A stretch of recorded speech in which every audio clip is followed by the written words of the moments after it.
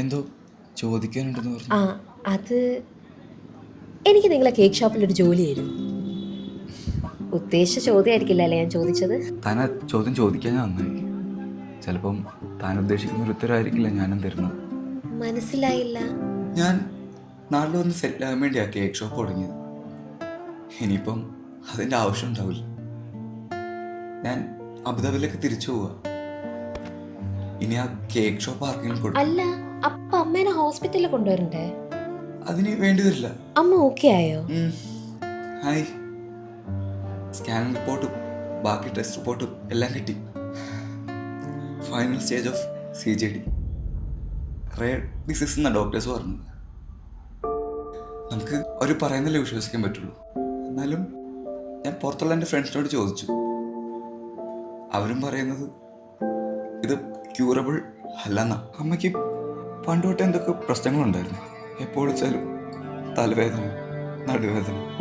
എന്നിട്ട് പറയും ചായ കുടിച്ചപ്പോൾ ശരിയായി, ആവി പിടിച്ചപ്പോൾ ശരിയായി, മിക്സ് കഴിച്ചപ്പോൾ ശരിയായി.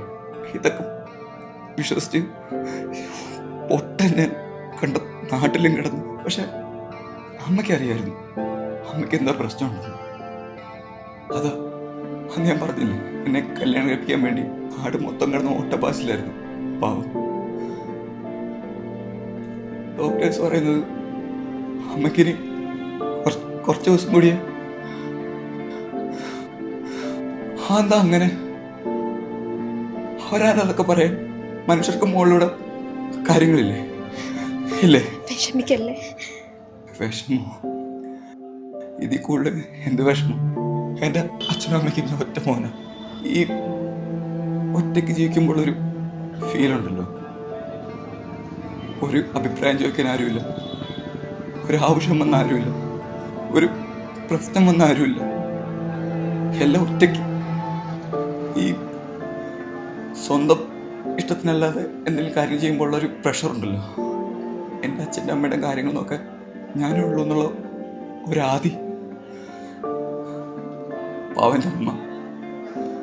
എനിക്കിപ്പോഴാണ് മനസ്സിലായി എന്നെ കെട്ടിക്കാൻ എൻ്റെ അമ്മയ്ക്ക് ഇത്ര ഉത്സാഹം. സോറി, ഞാൻ പോട്ടെ. കുറെ ഓടാനുണ്ട്.